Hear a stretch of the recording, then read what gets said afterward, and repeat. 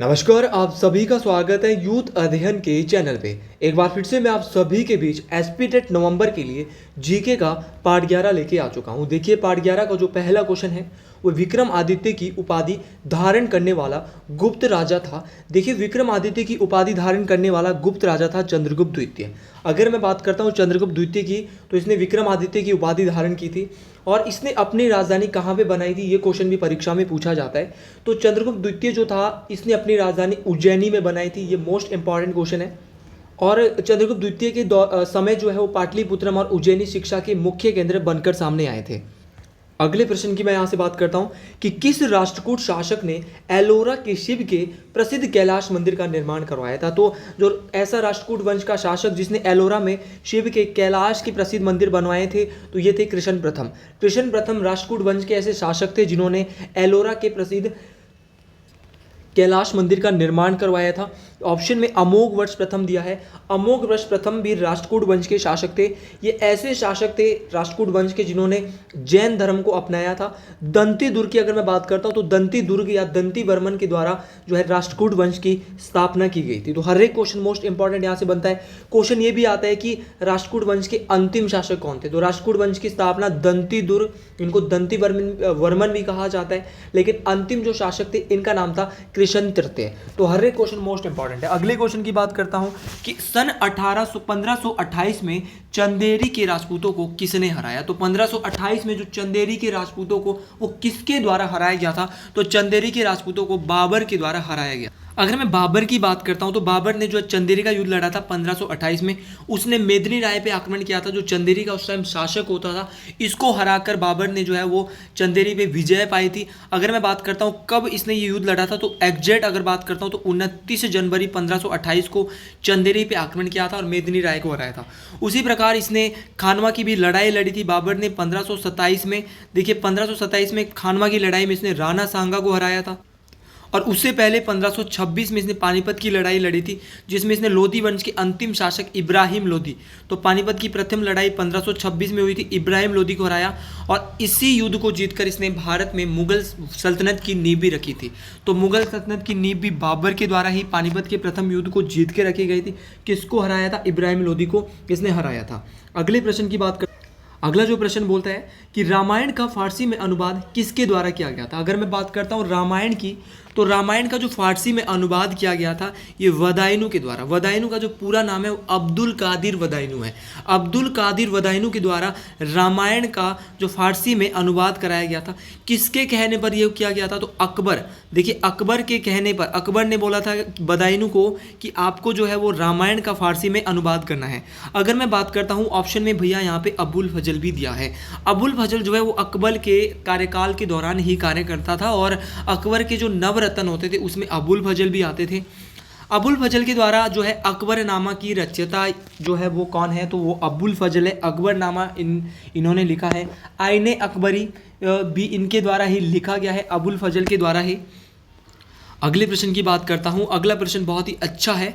पाल साम्राज्य का संस्थापक कौन था? देखिए, अगर मैं बात करता हूं पाल साम्राज्य की, पाल साम्राज्य का जो संस्थापक था वो कौन था? तो पाल साम्राज्य का जो संस्थापक था, ये मोस्ट इंपॉर्टेंट क्वेश्चन है, ये था भैया गोपाल। गोपाल जो है वो पाल साम्राज्य का संस्थापक था। और अगर मैं गोपाल की बात करता हूँ तो ये बौद्ध धर्म का एक भिक्षुक था, बौद्ध धर्म का एक अनुयायी था। देखिए, अब यहाँ पे ऑप्शन में भैया धर्मपाल भी दिया है। धर्मपाल की अगर बात करता हूँ तो धर्मपाल गोपाल के पुत्र थे। धर्मपाल जो है वो किसके पुत्र थे? गोपाल के पुत्र थे। और अगर मैं धर्मपाल की बात करता हूँ, इनसे रिलेटेड टेट परीक्षाओं में क्वेश्चन जरूर पूछा जाता है। लेकिन इससे पहले, इस जानकारी से पहले मैं आपको एक जानकारी और देना चाहता हूँ कि हम टीजीटी आर्ट्स टेट का एक बैच बिठा रहे हैं। अगर आप इस बैच में एनरोल अभी तक नहीं हुए हैं तो जल्दी से जल्दी एनरोल हो जाएं। 7876145409 हमारा नंबर है। मात्र और मात्र फीस इसमें 499 है। दूसरी बात, इसमें रिकॉर्डेड क्लासेज PDF नोट्स आपको हैंड रिटन नोट्स जो क्लास में करवाया जा रहा है वो दिए जा रहे हैं भैया 499 में। हर हफ्ते आपका सैटरडे को टेस्ट लिया जाता है, तो मज़े ही मज़े है भाई। आइए लीजिए क्लास, अगर आप भी जो है इस बैच में जुड़ना चाहते हैं। तो बात चल रही थी कहाँ की, धर्मपाल की। तो धर्मपाल के द्वारा जो है वो क्या किया गया था, धर्मपाल जी के द्वारा जो है वो विक्रमशिला विश्वविद्यालय, विक्रमशिला यूनिवर्सिटी की स्थापना की गई थी। ये कहाँ पे है, तो ये भागलपुर बिहार। विक्रमशिला विश्वविद्यालय कहाँ पे है, भागलपुर बिहार में है, ये भी आपको याद रखना है। अगर मैं एक यूनिवर्सिटी की और बात करता हूँ वो है नालंदा विश्वविद्यालय। नालंदा विश्वविद्यालय और विक्रमशिला की स्थापना की थी धर्मपाल ने, लेकिन परीक्षा में क्वेश्चन आता है नालंदा यूनिवर्सिटी। तो नालंदा यूनिवर्सिटी की जो स्थापना की थी ये कुमार गुप्त प्रथम के द्वारा की गई थी। तो हर एक क्वेश्चन मोस्ट इंपॉर्टेंट है। अगले क्वेश्चन की बात करते हैं कि कन्नौज के राजा महिपाल के राजकवि कौन थे। देखिए कन्नौज के राजा होते थे जिनका नाम था महिपाल। महिपाल के जो राजकवि थे इनका नाम था राजशेखर। देखिए क्वेश्चन अगर इतना टफ आ गया तो दिक्कत हो सकती है भैया। महिपाल के जो राजकवि थे इनका नाम था राजशेखर। अब क्वेश्चन महिपाल की ही पहले बात कर लेते हैं। महिपाल जो है वो प्रतिहार वंश के शासक थे। और अगर मैं राजशेखर की बात करता हूँ तो राजशेखर एक इनके जो एक राजकवि थे और ये संस्कृत के कवि। राजशेखर जो है, अगर मैं इनके बारे में जब मैं देख रहा था तो ये संस्कृत के एक कवि थे और एक नाटककार भी थे ये। और अगर मैं बात करता हूँ महिपाल की, ये प्रतिहार वंश से आते थे। और अगर प्रतिहार वंश की बात की जाए तो प्रतिहार वंश की जो स्थापना है वो नागभट्ट प्रथम के द्वारा की गई थी। अगर मैं अगले क्वेश्चन की बात करता हूँ, अगला क्वेश्चन बोल रहा है कि उमर ए चहलगानी नामक परिषद की रचना किसने की थी। तो उमर ए चहलगानी नामक परिषद की जो रचना है वो इल्तुतमिश के द्वारा की गई थी। देखिए इल्तुतमिश का जो ये उमर ए चहलगानी जो परिषद थी इसको चालीसा भी कहा जाता था। और इसके द्वारा जो है वो चांदी का टका और तांबे का जितल, याद रखना इल्तुतमिश के द्वारा चांदी का टका और तांबे का जितल ये सिक्के भी ऐसे चलाए गए थे। याद रखना चांदी का जो सिक्का था इसका नाम टका था और तांबे का जो सिक्का था इसका नाम जितल था। तो दोनों बातें बहुत इंपॉर्टेंट है। क्वेश्चन एक बार आया था क्वेश्चन परीक्षा में, इल्तुतमिश का अर्थ क्या होता है। ये जो इल्तुतमिश नाम है ना इसका अर्थ क्या है, तो इल्तुतमिश नाम का अर्थ है साम्राज्य का रक्षक। क्या बोलेंगे, साम्राज्य का रक्षक होता है भैया। इल्तुतमिश जो है इनको गुलामों का गुलाम भी कहा जाता था। इनसे पहले जो है कुतुबुद्दीन ऐबक हुआ करते थे जिन्होंने गुलाम वंश या गुलाम सल्तनत की नींव रखी थी। दिल्ली सल्तनत का पहला वंश था गुलाम वंश। देखिए कुतुबुद्दीन ऐबक के द्वारा जो है इन्होंने इसकी नींव रखी थी। और अगर मैं बात करता हूँ कुतुबुद्दीन ऐबक की, तो कुतुबुद्दीन ऐबक के द्वारा जो है कुतुब मीनार की नींव रखी गई थी। और कुतुब मीनार की नींव कुतुबुद्दीन ऐबक ने रखी थी, लेकिन इसको इसका जो कार्य जो पूर्ण रूप से कार्य किया था वो किसने किया था, इल्तुतमिश के द्वारा किया गया था। अगर मैं इल्तुतमिश की नाम बात करता हूँ तो सिक्कों पर इसने जो है टक्सला नाम लिखवाया था। सिक्कों पर टक्सला का नाम जो है पहली बार इल्तुतमिश के द्वारा लिखाया गया था। और इल्तुतमिश की जो पत्नी थी इनका नाम था इल्तुतमिश की जो बेटी थी इसका नाम था रजिया सुल्तान। क्या नाम था, रजिया सुल्तान। और रजिया सुल्तान भारत की पहली मुगल शासिका कब बनी थी, 1236 ईस्वी में। देखिए ऑप्शन में यहाँ पे बलबन दिया है। अगर मैं बलबन की बात करता हूँ तो बलबन के द्वारा रक्त एवं लोह की नीति भी चलाई गई थी। और अगर मैं बात करता हूँ यहाँ ऑप्शन में सिकंदर लोदी दिया है और सिकंदर लोदी ने आगरा शहर की नींव रखी थी। और अगर मैं लोदी वंश की ही बात कर लेता हूँ तो जो ये लोदी वंश है इसकी स्थापना की थी बहलोल लोदी ने। और इसका अंतिम शासक था इब्राहिम लोदी, जिसको कि पानीपत के पहले युद्ध में हराया था। अगर सिकंदर लोदी की एक और बात करते हैं तो इसने पैमाइश का पैमाना जिसको गज ए सिकंदरी, गज ए सिकंदरी का चलन जो है किसके द्वारा करवाया गया था, तो गज ए सिकंदरी भी इसके द्वारा ही लाया गया था, सिकंदर लोदी के द्वारा। अगले प्रश्न की बात करता हूँ। अगला क्वेश्चन भी बहुत ही इंटरेस्टिंग है कि, लेकिन उससे पहले हम यहाँ पे एक क्वेश्चन स्किप कर, ये क्वेश्चन था कि अल बरूनी भारत कब आया। देखिए जो अल बरूनी है वो भारत कब आया था, तो अगर मैं बात करता हूँ अल बरूनी की, तो अल बरूनी जो है वो 11वीं शताब्दी में भारत आया था। 11th सेंचुरी में भारत आया था अल बरूनी। देखिए अल बरूनी किसके साथ भारत आया, तो अल बरूनी एक विद्वान कवि होता था किसका, महमूद गजनवी के साथ ये भारत आया था। और इसके साथ जो है इसके द्वारा एक किताब लिखी गई थी अल बरूनी के द्वारा। इस किताब का नाम था किताब उल हिंद। बहुत बार टेट परीक्षाओं में पूछी गई है किताब उल हिंद के रचयिता कौन है, तो क्या बोलेंगे भैया, अल बरूनी है। 11वीं शताब्दी में ये भारत आया था। सर 11वीं शताब्दी में कहाँ पे आया था, भारत आया था। और देखिए अगर मैं महमूद गजनवी की बात करता हूँ तो ये महमूद गजनवी वही है जिसके द्वारा कांगड़ा किले पे 1009 पे आक्रमण किया गया था। और सोमनाथ मंदिर जो गुजरात में पड़ता है वहाँ पे आक्रमण किया गया था 1025 ईस्वी में। अगले प्रश्न की बात करता हूँ। अगला प्रश्न भी बहुत ही इंटरेस्टिंग है कि मोहनजोदड़ो की सबसे बड़ी इमारत का क्या नाम है। देखिए, मोहनजोदड़ो सिंधु घाटी सभ्यता का एक स्थल है और इसकी जो सबसे बड़ी इमारत थी इसका नाम था ग्रेनरी। क्या नाम था? ग्रेनरी। अगर मैं बात करता हूँ मोहनजोदड़ो की, सबसे पहले मोहनजोदड़ो की जो खोज सबसे पहले पूछा जाता है, 1922 में मोहनजोदड़ो की जो खोज है वो राखल दास बनर्जी के द्वारा की गई थी। और ये मोहनजोदड़ो जो वर्तमान में पड़ता है वो पाकिस्तान में है, सिंधु नदी के किनारे स्थित है। मोहनजोदड़ो से क्या क्या मिला? एक तो ग्रेनरी मिली, ग्रेनरी के साथ साथ विशाल स्नानागार मिला और कांसे की एक नंगन नृत्य की मूर्ति मिली थी यहाँ से। देखिए, साधु बाबा की मूर्ति और मृतकों का टीला ये भी यहीं से मिला था। देखिए, अगर मैं हड़प्पा की बात करता हूँ, हड़प्पा भी एक सिंधु घाटी सभ्यता का स्थल है। इसकी जो खोज है वो राय बहादुर दयाराम साहनी जी के द्वारा की गई थी और ये रावी नदी के किनारे स्थित है। वर्तमान में जो हड़प्पा है वो कहाँ पे स्थित है? तो बोलेंगे सर पाकिस्तान में स्थित है। अगर मैं कुछ इंडिया के साइड की बात करता हूँ तो देखो, सिंधु घाटी सभ्यता का जो पतन का स्थल था वो था लोथल। लोथल पड़ता है गुजरात में। मोतीतल बहुत बार पूछा गया, मोतीतल हो गया राखीगढ़ी, तो मोतीतल और राखीगढ़ी हरियाणा में स्थित है। रोपड़ कहाँ पे है? तो रोपड़ भैया पंजाब में। दोनों बातें याद रखना, रोपड़ कहाँ पे है? पंजाब में स्थित है रोपड़। अगले क्वेश्चन की बात करता हूँ कि जो सुप्रसिद्ध गायत्री मंत्र है वो किस में से लिया गया है। अगर मैं बात करता हूँ सुप्रसिद्ध गायत्री मंत्र की तो इसको ऋग्वेद से लिया गया है। अगर मैं ऋग्वेद की बात करता हूँ तो ऋग्वेद सबसे पुराना वेद है। ऋग्वेद में टोटल 10 मंडल है और 10 मंडलों में जो तीसरा मंडल है उसमें गायत्री मंत्र की चर्चा की गई है। देखिए, तीसरे मंडल में तो गायत्री मंत्र की चर्चा की गई है। 7वें मंडल में क्या चर्चा की गई है? 10 मंडलों में तीसरा भी हो गया। जो 7वां मंडल है उसमें चर्चा की गई है आपके 10 रागी युद्ध की। किसकी की गई है? 10 रागी युद्ध की। और 10वें मंडल में जो चर्चा की गई है वो पुरुष सूक्त के का वर्णन किया गया है। पुरुष सूक्त वही जिसमें बोला गया कि ब्रह्मा के मुंह से ब्राह्मण, मुख से ब्राह्मण निकले हैं, ऐसी ऐसी बातें बोली गई है। भुजाओं से क्षत्रिय आए हैं, तो ये सब चीज़ें जो है वहाँ पे बोली गई है पुरुष सूक्त में। अगर मैं बात करता हूँ यहाँ पे सामवेद दिया है। सामवेद का ऐसा वेद है जो संगीत से संबंधित है। यजुर्वेद जो यज्ञ से संबंधित है। अर्थवेद सबसे नया वेद है, जादू टोने वशीकरण सभी चीज़ों से संबंधित। देखिए, ये सारे क्वेश्चन इंपॉर्टेंट थे। अगले क्वेश्चन की बात करता हूँ। अगला क्वेश्चन था यहाँ पे थोड़ा कट सा गया ये क्वेश्चन कि कुषाण वंश के संस्थापक कौन थे। अगर मैं बात करता हूँ कुषाण वंश के संस्थापक की, कुषाण वंश के जो संस्थापक थे इनका नाम था कुजुल कड़फिसस। देखिए, कुजुल कड़फिसस संस्थापक थे भैया किसके? कुषाण वंश के।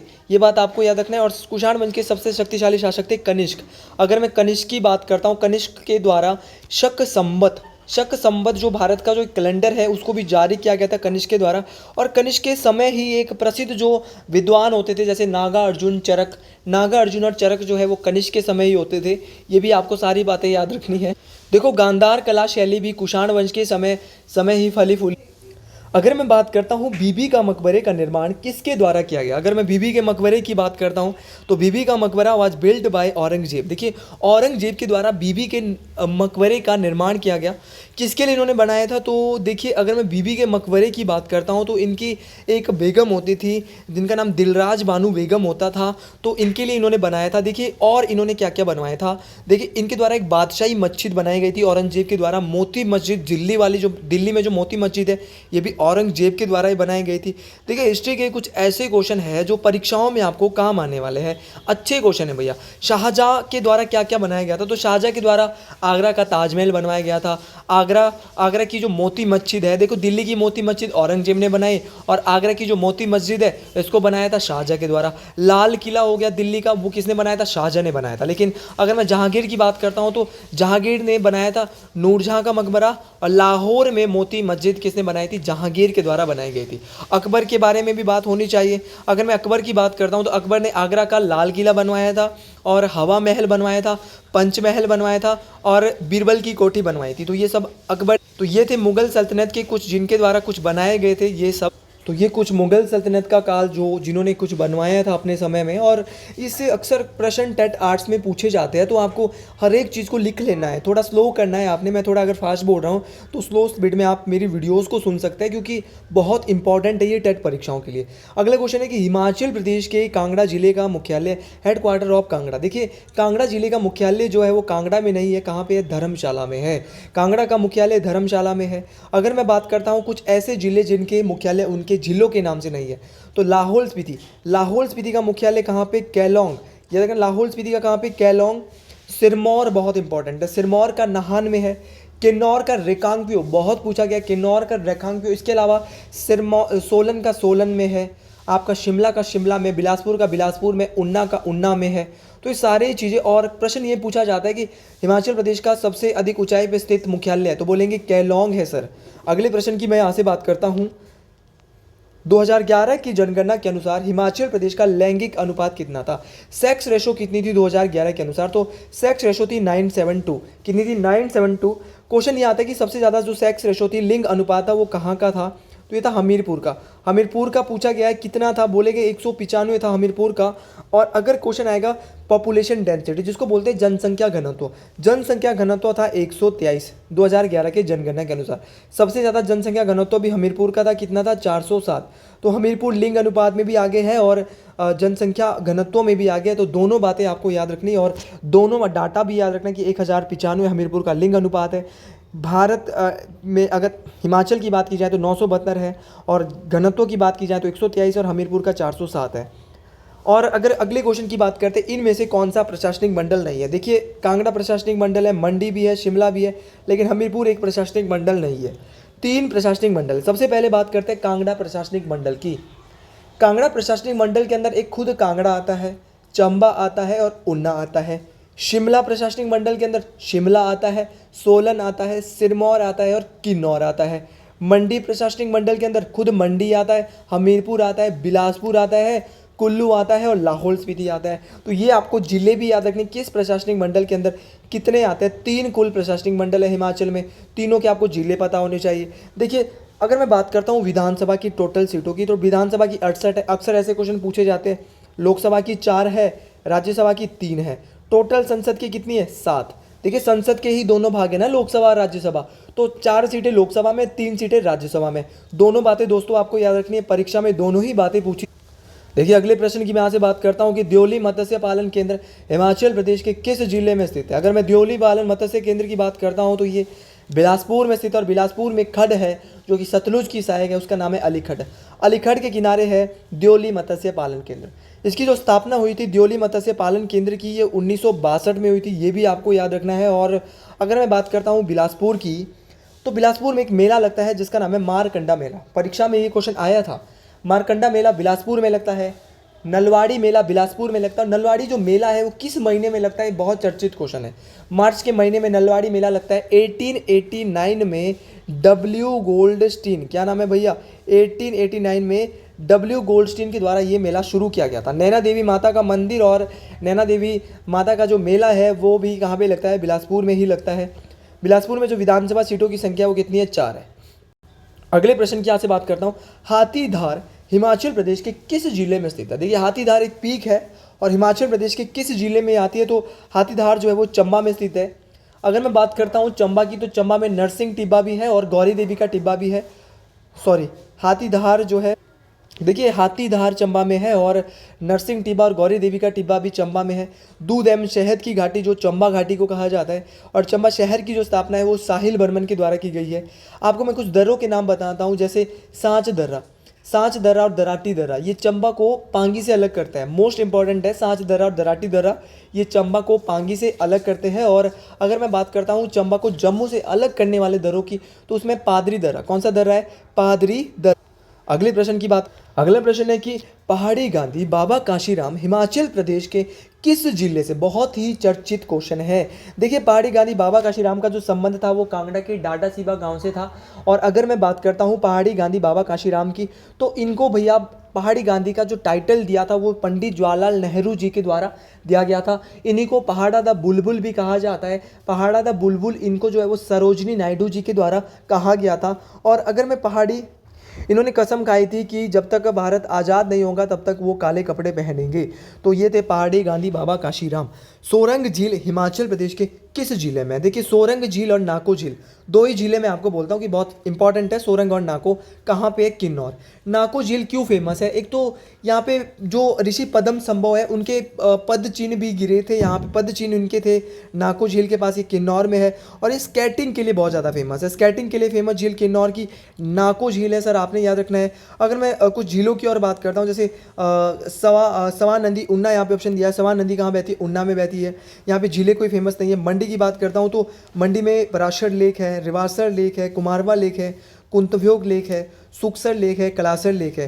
तो ये सारी की सारी मंडी में है। कुमारवा, रिवासर, पराशर, कुमारवा, सुक्सर, कलासर। तो ये सारी की सारी याद रखना। लाहौल स्पीति की भी देख लेता हूँ। लाहौल स्पीति में देखिए, लाहौल स्पीति में आपकी सूरज ताल है, दीपक ताल है, कुमारवा लेक है, विशाल ताल है। ये सारी की सारी कहाँ पे? दीपक ताल है, लाहौल स्पीति में है। और कुल्लू में जैसे भृगु झील, मन्नतलाई झील, दशर झील, सरयोलसर झील, ये सारी की सारी कुल्लू में है। एक क्वेश्चन और बचता है कि डूंगरी मेला हिमाचल प्रदेश के किस ज़िले में मनाया जाता है? देखिए, डूंगरी जो मेला है वो हिमाचल प्रदेश के कुल्लू में मनाया जाता है। कुल्लू के मनाली में वैसे होता है डूंगरी मेला। और अगर मैं डूंगरी मेले की बात करता हूँ तो माता हिडिंबा जी का मंदिर है। माता हिडिंबा का आशीर्वाद आपके ऊपर सदा बना रहे। और अगर मैं बात करता हूँ माता हिडिंबा का मंदिर मनाली में, ये भगवान भीम की पत्नी, जो पांडव होते थे उनकी पत्नी होती थी, और कटोच जी की माता होते थे हिडिंबा माता जी। तो यहाँ पे एक डूंगरी मेला मनाया जाता है। तो ये बहुत इंपॉर्टेंट है। और ये मंदिर जो है वो किस शैली में बनाया गया? तो इस मंदिर का जो निर्माण है वो पैगोडा, कौन सी शैली में हुआ है? एक पैगोडा शैली में हुआ है। तो अंत में मैं आपको यही बताना चाहता हूँ कि अगर आप LT, TGT, नॉन मेडिकल, इन सभी चीज़ों की प्रिपरेशन कर रहे हो तो प्लीज़ आप हमसे जुड़ जाएं समय से। हम जो है अपना बैच बिठा रहे हैं। इसकी जो फीस भैया, कोई भी बैच हमारा रहे, रिकॉर्डेड क्लासेस हर बैच में 499। कितना है? 499। अगर आपको वीडियो अच्छी लगी है तो सभी लोगों को शेयर करें और लिखें एक बार ज़रूर, हर हर महादेव। जय हिंद, जय हिमाचल प्रदेश, हर हर महादेव।